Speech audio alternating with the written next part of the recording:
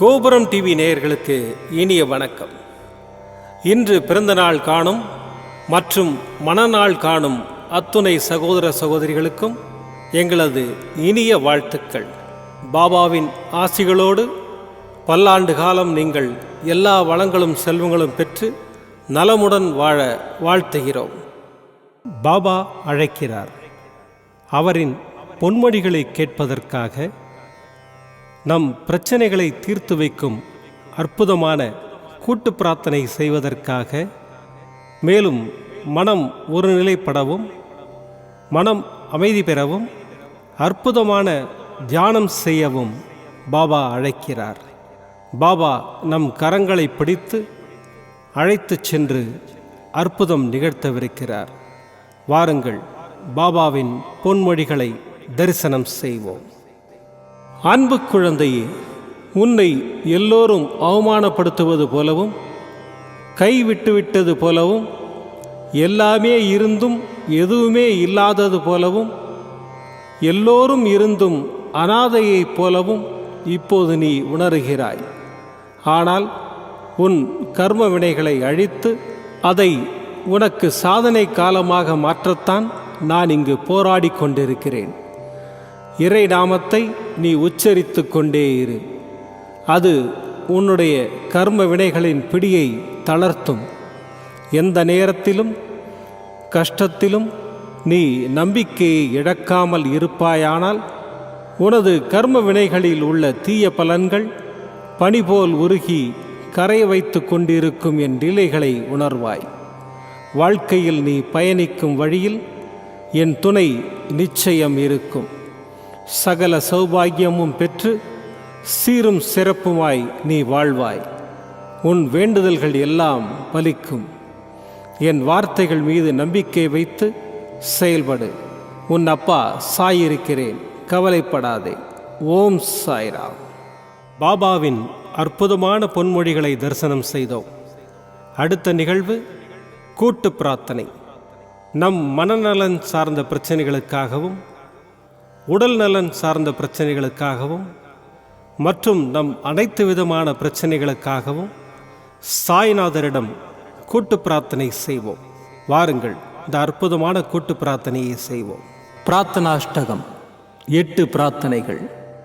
சாந்தமான மனம் கொண்ட சாயிநாதரே, அறிவின் சிகரமே, அன்புள்ளம் கொண்டவரே, கருணை கடலே, உண்மையின் இருப்பிடமே, மாயை என்னும் இருளை அகற்றுபவரே, ஜாதி மத பேதங்களுக்கு அப்பாற்பட்டவரே, எங்களின் புரிந்து கொள்ளும் திறமைக்கு அப்பாற்பட்டவரே, அன்பின் இருப்பிடமே, ஷீரடி வாழ் இறைவனே, என்னை காப்பாற்றும், என்னை காப்பாற்றும். ஞான சூரியனே, ஞானத்தை வழங்குபவரே, பக்தர்களின் மனங்களில் உலவிடும் பரமஹம்சரே, அனைத்து நன்மைகளுக்கும் காரணமானவரே, தங்களை சரணடைந்தவரை காப்பவரே, படைக்கும் தொழில் புரியும் பிரம்மாவும் காக்கும் கடவுளான விஷ்ணுவும் நீங்களே. 3 உலகங்களையும் யுகங்கள் முடிவில் தன்னுள் ஐக்கியமாக்கி கொள்ளும் ருத்திரனும் தாங்களே. நீங்கள் இல்லாத இடம் இந்த பூமியில் ஏது? எல்லாம் அறிந்த இறைவன் நீங்கள். எங்கள் எல்லோரின் இதயங்களிலும் வசிப்பவரும் நீங்களே. எனது எல்லா குற்றங்களையும் மன்னிக்க வேண்டும் என்று வேண்டி கேட்டுக்கொள்கின்றேன். அலை அலையாய் தொடர்ந்து வரும் சந்தேகங்களையும் மனமயக்கங்களையும் போக்குவீராக. நீங்கள் கோமாதா, நான் பிறந்த இளங்கன்று. நீங்கள் சந்திரன், நான் சந்திரகாந்த கல். தங்கள் பாதங்கள் கங்கை நதி. பணிவுடன் இந்த தாசன் உங்கள் பாதங்களில் தலை வணங்குகிறேன். உங்கள் கைகளை என் தலைமீது வைத்து ஆசை கூறுங்கள். என் கவலைகளும் துன்பங்களும் பறந்தோடட்டும். இந்த கணு தங்களின் தாசன். இந்த 8 துதிகளையும் கூறி நான் உங்களை சாஷ்டாங்கமாக நமஸ்கரிக்கின்றேன். எனது பாவங்கள், துன்பங்கள் மற்றும் ஏழ்மை நிலை இவை யாவும் உடனடியாக விலகி ஓடட்டும். ஓம் சாய்ராம், ஓம் சாய்ராம், ஓம் சாய்ராம். அற்புதமாக கூட்டு பிரார்த்தனை செய்தோம். பாபா நம்முடைய கோரிக்கையை ஏற்று நிச்சயமாக நமக்கு அற்புதங்களை செய்வார் என்பது சத்தியம். இனி கண்களை மூடி பாபாவை மனதில் நிறுத்தி பாபாவின் அற்புதமான சக்தி வாய்ந்த மந்திரத்தை அனுபவிப்போம். ॐ शिरडीवासाय विद्महे सच्चिदानन्दाय धीमहि तन्नो साई प्रचोदयात्। ॐ शिरडीवासाय विद्महे सच्चिदानन्दाय धीमहि तन्नो साई प्रचोदयात्। ॐ शिरडीवासाय विद्महे सच्चिदानन्दाय धीमहि तन्नो साई प्रचोदयात्। ॐ शिरडीवासाय विद्महे सच्चिदानन्दाय धीमहि तन्नो साई प्रचोदयात्। ॐ शिरडीवासाय विद्महे सच्चिदानन्दाय धीमहि तन्नो साई प्रचोदयात्।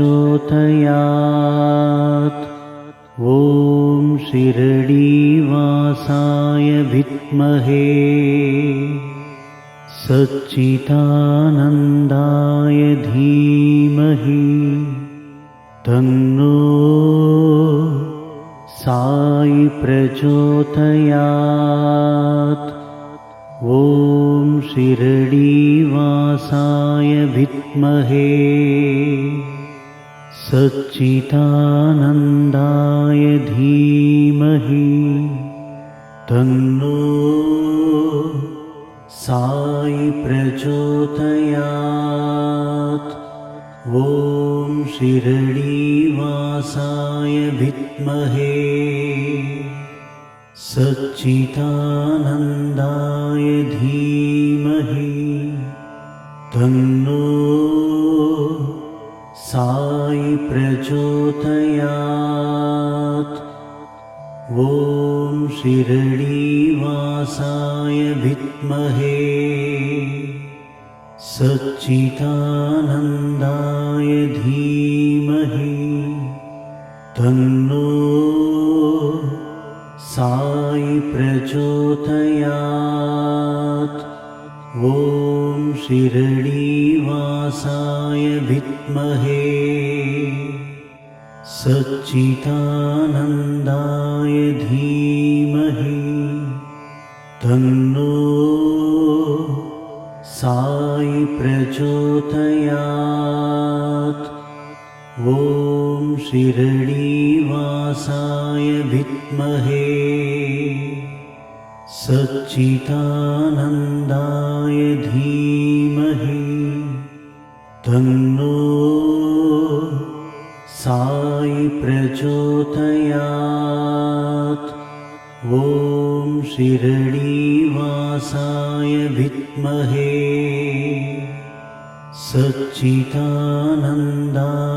धीमहि तन्नो साई प्रचोदयात्। ॐ शिरडीवासाय विद्महे सच्चिदानन्दाय धीमहि तन्नो साई प्रचोदयात्। ॐ शिरडीवासाय विद्महे सच्चिदानन्दाय धीमहि तन्नो साई प्रचोदयात्। ॐ शिरडीवासाय विद्महे सच्चिदानन्दाय धीमहि तन्नो साई प्रचोदयात्। ॐ शिरडीवासाय विद्महे सच्चिदानन्दाय धीमहि तन्नो साई प्रचोदयात्। ॐ शिरडीवासाय विद्महे सच्चिदानन्दाय धीमहि तन्नो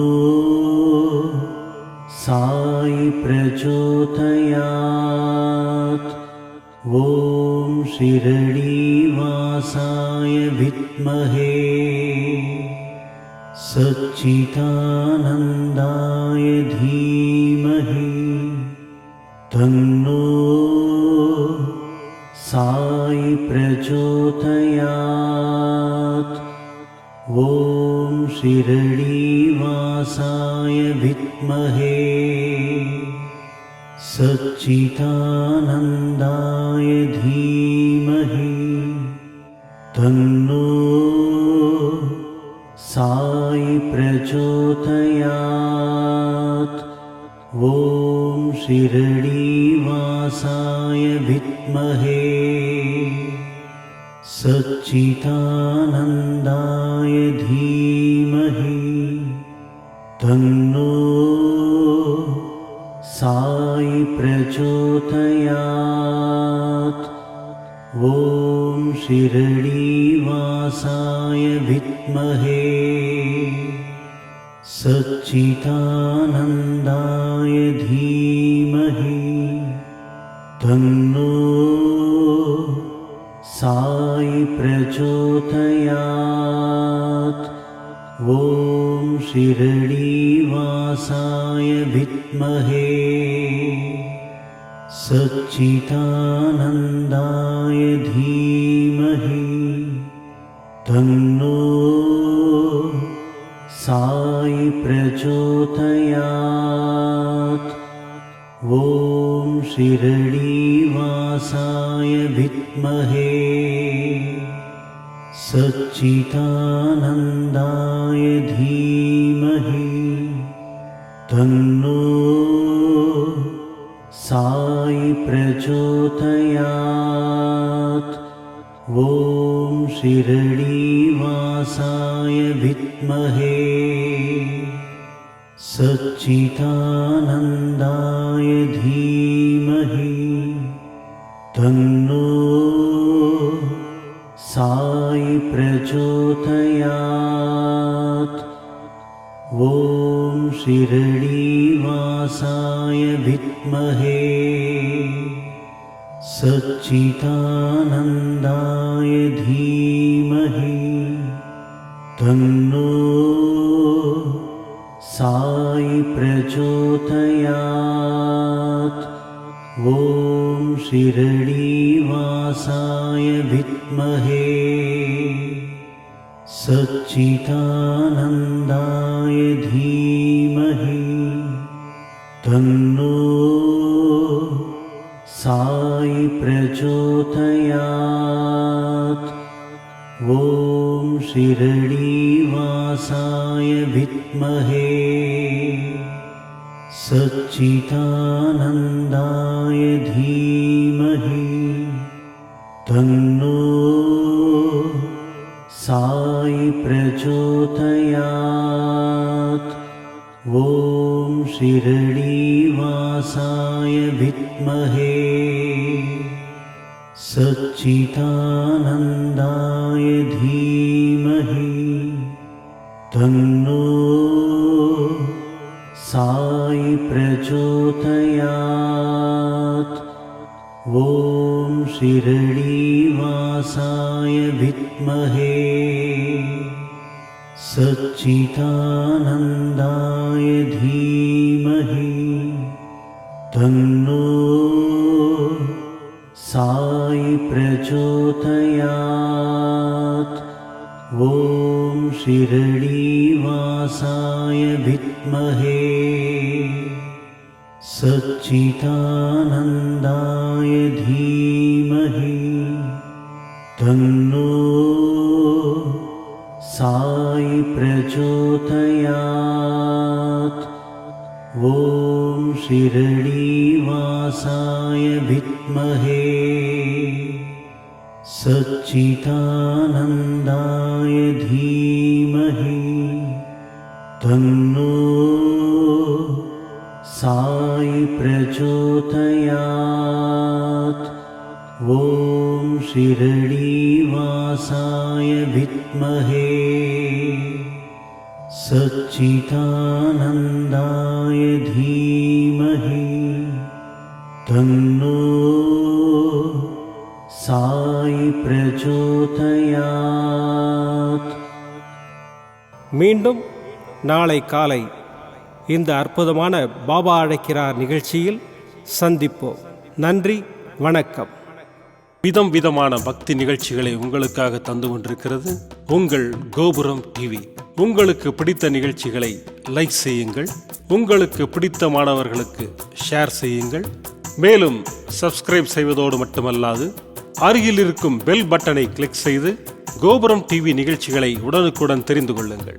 மற்றும் ஒரு மகிழ்ச்சியான செய்தி, கோபுரம் டிவி ஆப்பை கூகுள் பிளே ஸ்டோரில் ஃப்ரீ டவுன்லோட் செய்து கோபுரம் டிவி நிகழ்ச்சிகளை தொடர்ந்து கண்டுகளியுங்கள், பாருங்கள், ரசியுங்கள், பரவசமடையுங்கள். gopuramtv.com பக்தி பக்திமயம்.